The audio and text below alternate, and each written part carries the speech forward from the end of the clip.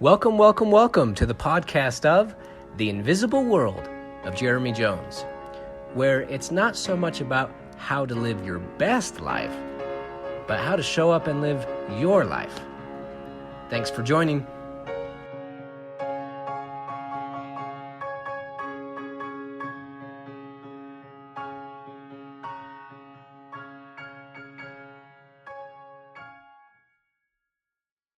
Episode 11. Welcome, everybody. This one's called Look Harder. Part 1. Jeremy Jonz here. Question for you. How many stars are in the universe? Current estimates put it at 10 billion, which is also called a lot. That's a lot. Can you picture that, Sky? Carl Sagan, the famous astrophysicist, observed that we are made of star stuff. Episode 1. But that star stuff, in turn, is made of atoms, the fundamental building blocks of nature. And there are more atoms in the human eye than there are stars in the known universe. Wait, what? That's amazing. Thanks, Carl. Did you ever know your eye was that complex, that powerful? Here you are, looking up at the heavens, in awe, gazing at the sheer magnificence and mind-bending enormity of it all. There's so many, so bright, so capable. But your eye, the beholder, houses even more atomic richness. What does that say about you and what you have to offer? What can you sparkle across your sky? It really puts things into perspective. All you need to do is fear not, only believe. I love what we did in the first few episodes about lessons from the stars, from our sun. Remember that? Well, we see the sun with our eyes, so let's take the opposite perspective like we talk about. And instead of lessons from the sun, let's see some lessons from our eyes. Okay? First lesson is that you can have perfect acuity vision, but not visual perception. You can still have impaired vision. You can have perfect clarity or acuity, the sharpness of an object. We call that's 20/20 vision. But at the same time, your perception, the depth, the interpretation of objects and the relationship of their distance can be off. Perception is the play of light off the objects in the viewable environment and their surrounding relative relationship. Like, you can see an object clearly, but given variables, we say, gosh, I didn't realize it was so close. You saw the object clearly, but the perception of distance relative to other objects was still coming in to focus. So there's a common idiom in English. It's, there's more than what meets the eye. Have you heard that one?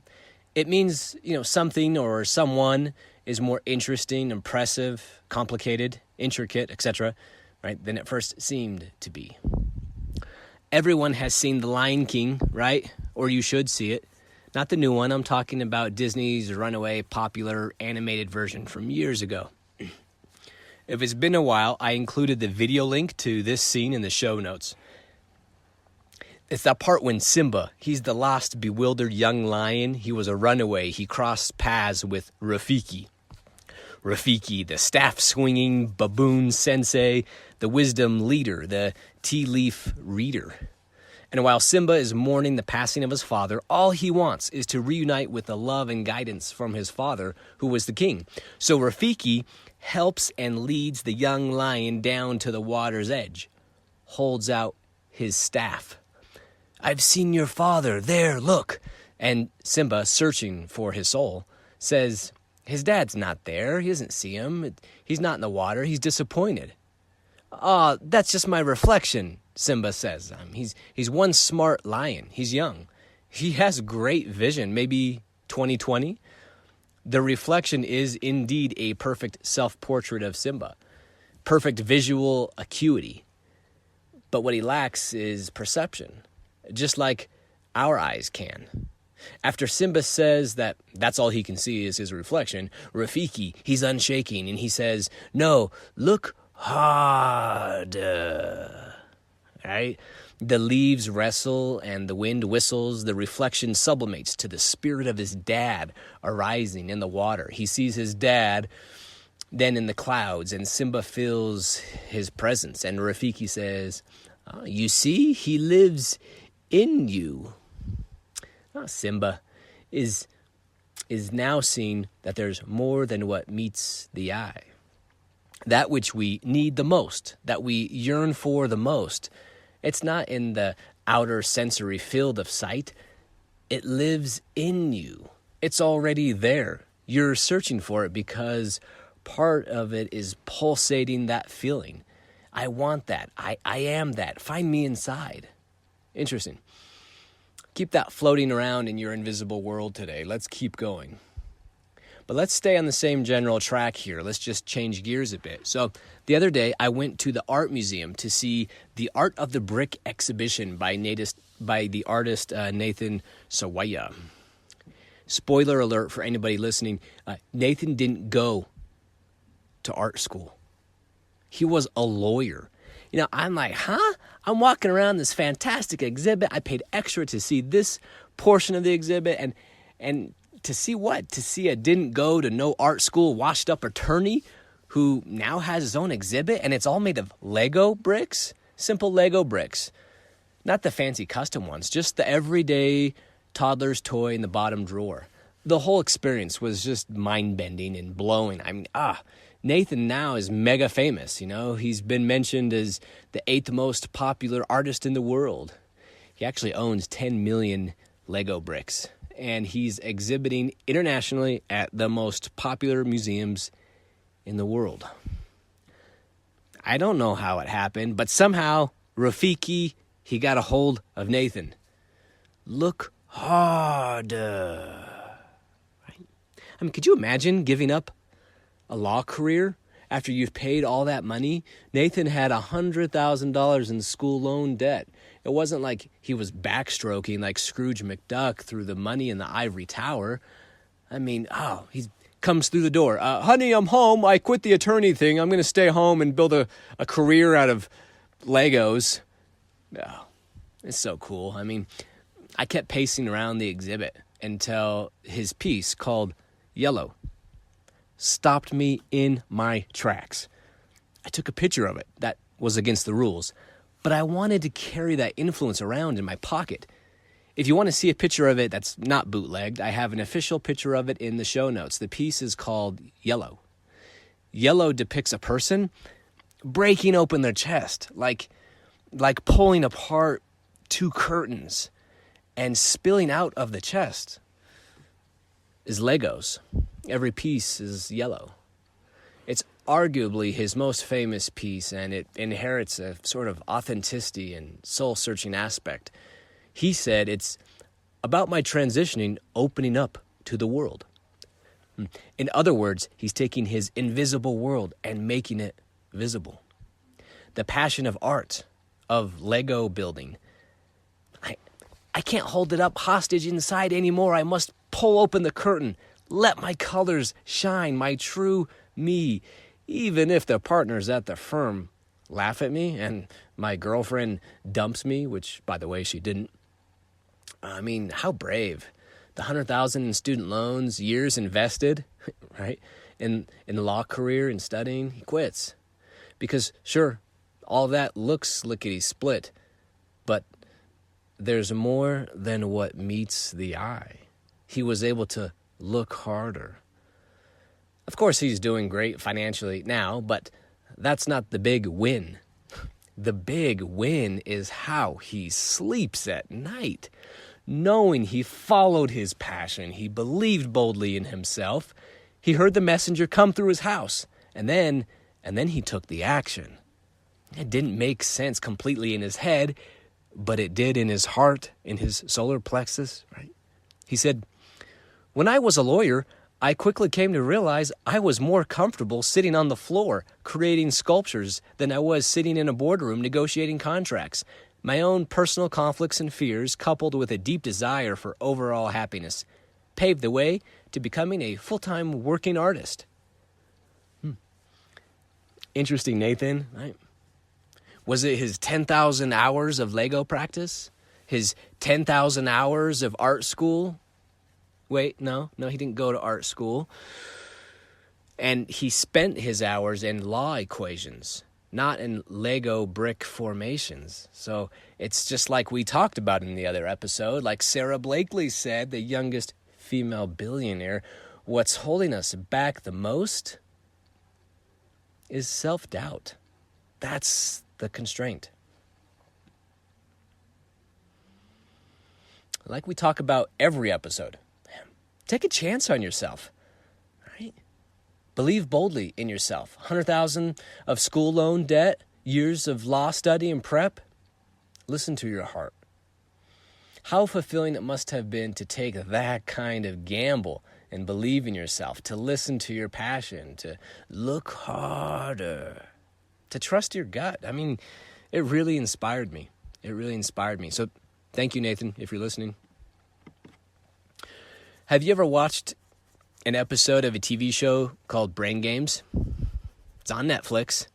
Or for that matter, have you ever seen a magic trick? It's the same thing, same principle. The show is built on optical illusions that our eyes give. What we see, quote, right, it's processed differently by our brain. So what is an optical illusion? Well, a few examples. Are you familiar with that duck-rabbit picture? It's one picture, but depending on your perspective, you could see a duck or a rabbit, or both. Another example would be that two faces or vase picture, right? You can see two faces, or you can see the vase.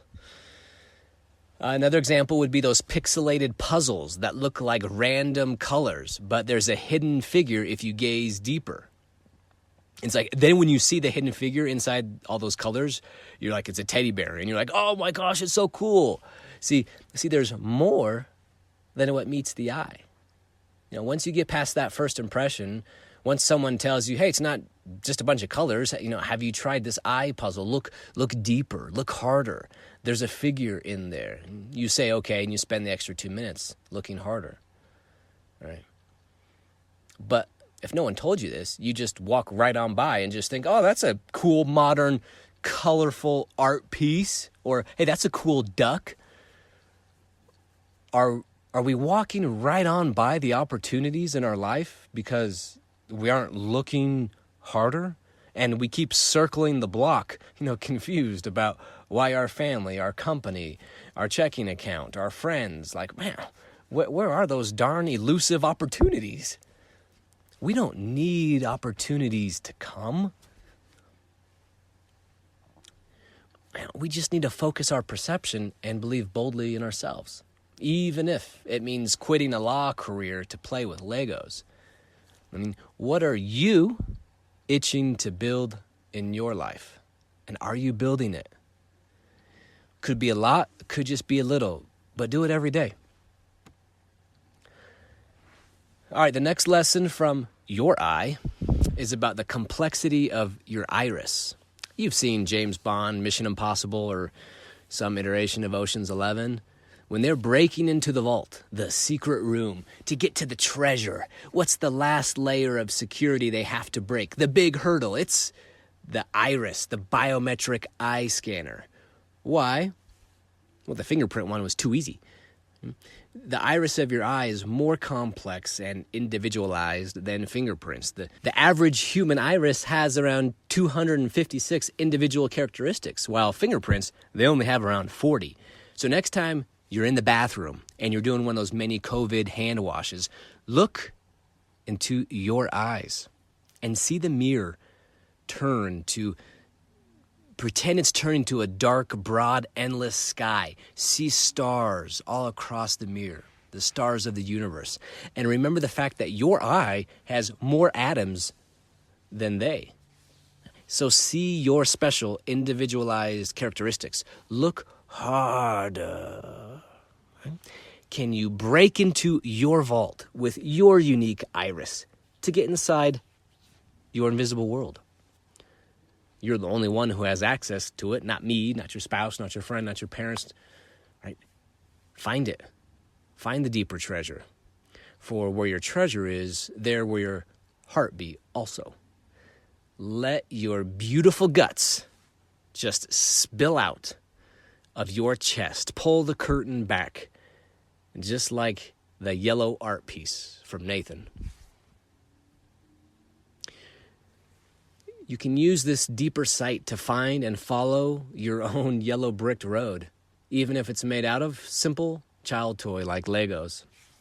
And speaking of deeper sight, tell me what you think of Stevie Wonder's eyesight. That's a different kind of eyesight, right? Born blind? Or Ray Charles? How would you describe that kind of sight? I keep getting some downloads on this podcast from Italy. Ciao, Italy. So I threw in here an example of Andrea Bocelli. He's that world-famous Italian opera singer. And for good measure, I did the whole work up to this episode listening to his music, his energy. He went blind from about the age of 12. But get this. You're not expecting this. He said, losing my sight had nothing to do with my focus on music. My passion for music was already there, so it would be a mistake to give too much significance to my blindness. Why, isn't that interesting? So if we say it's a mistake to give too much credit, too much significance to blindness, then the opposite view must be seen. We can't give too much credit to our vision either, to our five sensory outer world sight, that is. Because it may just be what? It may just be an optical illusion. Likely, there's more than what meets the eye. Bocelli saying, it's not the lack of sight that drives my music. It's not the inability to see. No, he's saying what? He's saying there's more than what meets the eye. It's in my invisible world. It's my passion for my music. That invisible energy transcends any kind of sight. That's what I follow. And I imagine he'd agree that when you follow your invisible sight, no matter your eye test, your vision is darn close to 20/20. So, Jeremy Jonz, are you following and believing in your life's passions? Right?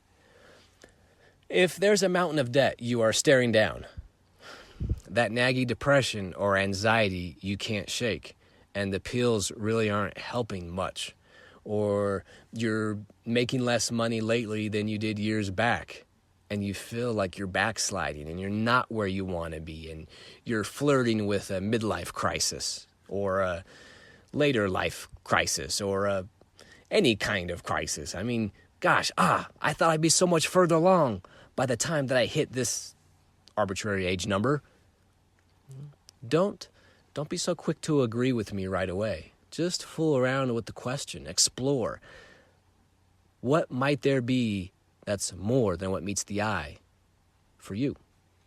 Can we look harder to find the opportunities that are already here? They're hidden. They're here. They're hidden in the pixelated colors.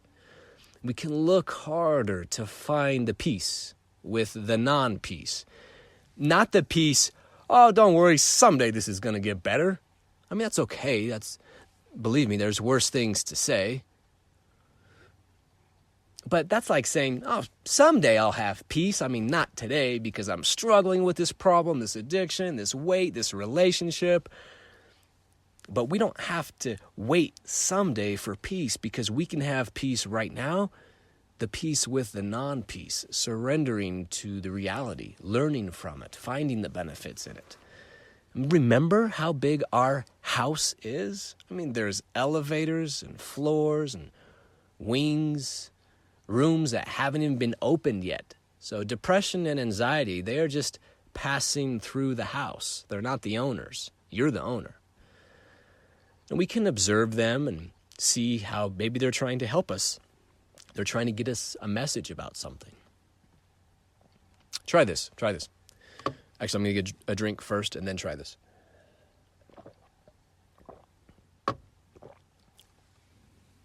The other day, I was having lunch with a good friend, and we have different viewpoints, which is healthy, which is encouraging. After all, I'm looking for the discomfort.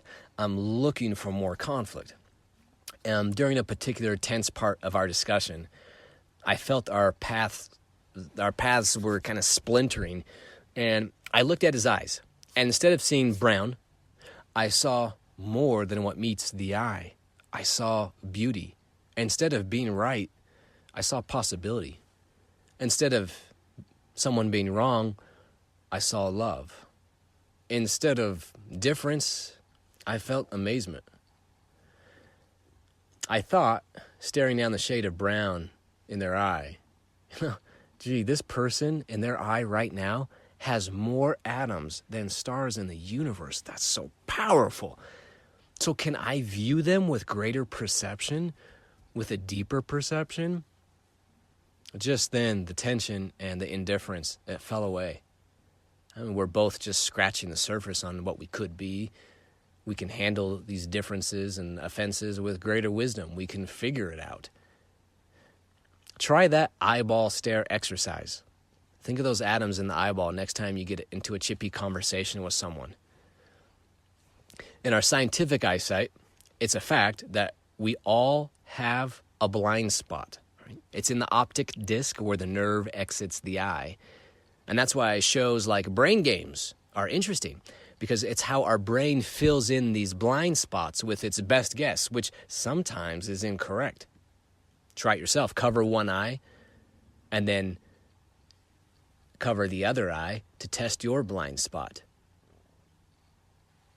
This other person that you're with, when you are not seeing eye to eye, remember they too have blind spots. So do we. What if instead of arguing about who had the better or correct eyesight, who saw things the right way, what if we worked it together so that with both our eyes looking together, we could watch out for each other's blind spots? It's like this. I just got back from this big road trip, and you're on this road trip, and the suitcases are stacked high, and there's pillows on top of that, and you need to change lanes and exit the freeway. So you ask someone in the car who has a different perspective, hey, can you check my blind spot? Tell me what I'm missing here. You work together for the safety and efficiency of travel. Let's touch briefly again on illusions, like in episode 1, when we talked about all those clever, shifty illusions that we all mistake for reality. Those scenarios where we lack true visual perception, even though we have good or even perfect visual acuity. Let's do one right here, since we've been poking around optical illusions and eyesight. How about this? The ancient Mayans believed that cross eyes are attractive, and they would even make efforts to ensure their children became cross-eyed. And now we say, oh my gosh, that's so cute. Like, oh, so cute. Such a basic and underdeveloped indigenous people. Oh, bless your heart. Question: am I really so much more advanced and intellectual, more sophisticated than they are? Those adorable little Mayans with their spears and the loincloths and their 20/100 vision. I mean, I'm 20/20 vision, but Jesus said, be careful. Careful looking at the mote in your friend's eye, because you may very well have a beam in yours. And the pot, you remember what the pot said to the kettle. Gee, you're looking so sooty and toasty. Oh, kettle, bless your heart. Remember Reuben, the famous artist of the 1500s, how he depicted the fat culture of that time, being fat, a fatty, with an F, not a PH, being plump. It was considered sensual, highly attractive, not just physically, but it was also attributed to higher social class. It represented a fullness of life. If you were fat, you had abundance, money. You were in the upper class of stability and rank. And if you were skinny, you were morbid, weak, and impoverished. Flip the coin today for a different illusion. And while the narrative is shifting toward broader inclusion, there's still a big priority on what? Oh, give me the skinny-licious, right? Super diet, juice cleansing, Weight Watchers, low carb, workout, at leisure, Lululemon, yoga, Whole Foods, high protein, low sugar. And you can see it all for free on my Insta, right? Follow me. These days, skinny can represent your socioeconomic status by shopping at the finest overpriced grocery store with the clean organic aisles, sometimes paying for overpriced farm fresh groceries. Obesity is now considered impoverished, available for 99 cents at the nearest drive-thru. Is there more here than what meets the eye? Which is it? Fat or skinny? Just tell me what you want me to be. It depends what period of history, what side of the pool you dip the litmus test. It's so subjective, isn't it? Let's go deeper. So me here, as you know from my previous episodes, I've been slowly losing my hair for 2 decades, right? Since I was 20. I've had a noticeable receding hairline. Oh, man. And we all know bald is ugly, right? So for the last, call it 13 years, I've been taking this medicine called finasteride that helps me retain my hair. But my body is figuring out the fake out. And one of these days, I'll need to do the bald shave. I can't get there quite yet.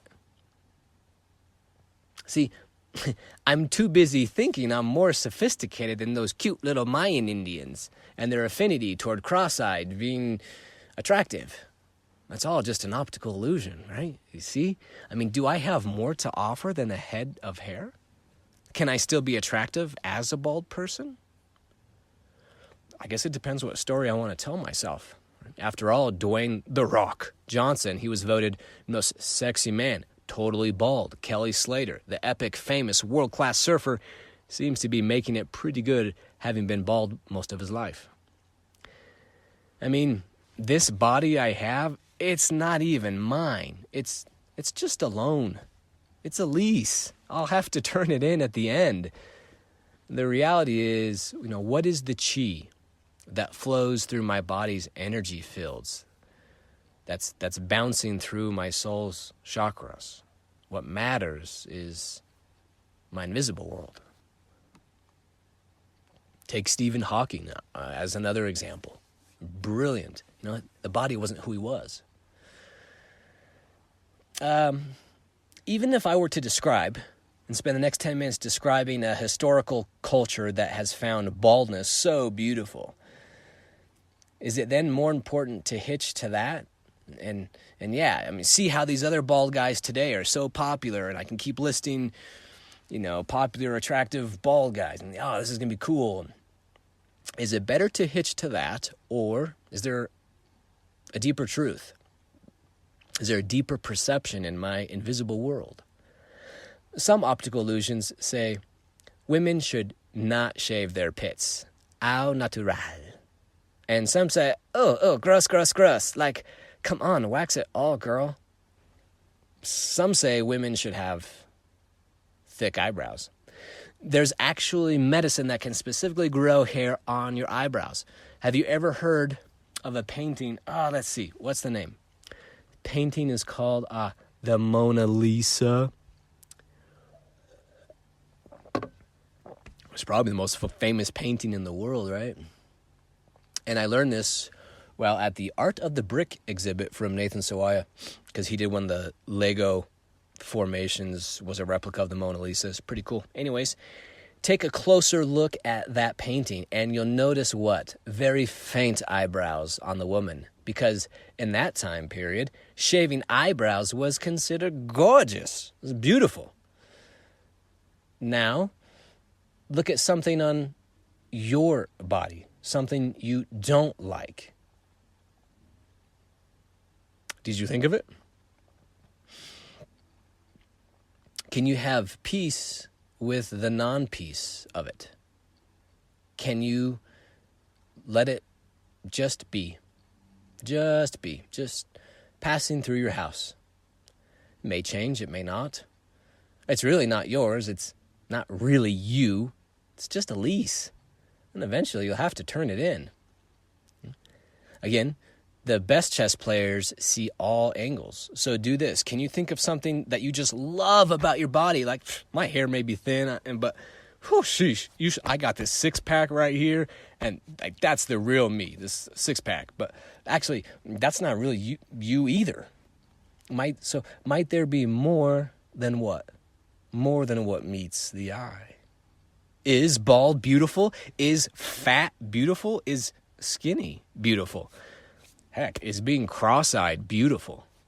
Maybe, maybe not. It depends on a variety of egoic optical illusions. But you, no matter the shape of your eyelid or the density of your hair, your soul, wow. See, that's beautiful.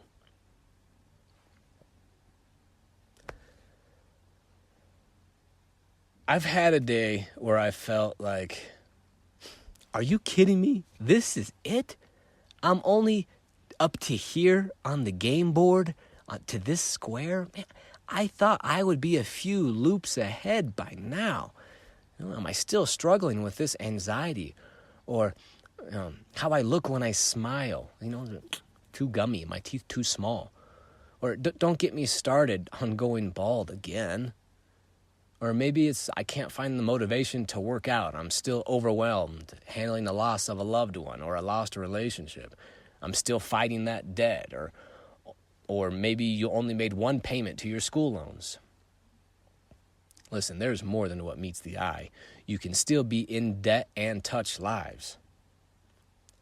It's not your 20/20 acuity that matters, but your perception. You follow me, right? For example, are you saying, I'm in debt? Or are you saying, hey, by making a payment to something, hey, I'm really saying I'm building the foundation of a larger net worth by making this payment? Or maybe you're out of shape and counting walking to the car as a workout. Oh, man. Walking in the car is such a workout. Or are you saying, wow, see, I keep making fitness improvements every day, like even walking to the car. Are you overwhelmed growing your business? Or are you saying, hey, by each effort, I'm sending passion and care to my clients, to my customers, to my employees? Whenever I get sick, I tell myself, I'm sick. And then the next thing I say is, hey, my body's in the middle of healing and recovering right now. I'm blowing my nose, I'm coughing. This is a sign my body is already healing and removing these toxins. Watch your perceptions. Find the opportunities that are already emerging around you. Look harder. It's already in you.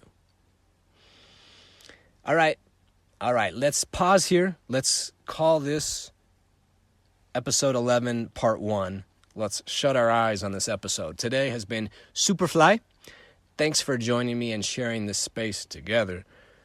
Take your beauty in all its glory and share it, because deep down what? Tell me, deep down, your eye has more atoms than all the stars in the sparkling universe. So canvas your light across the sky and sparkle. Keep taking chances on yourself, because all of us here in the world need who you were meant to be. So be it.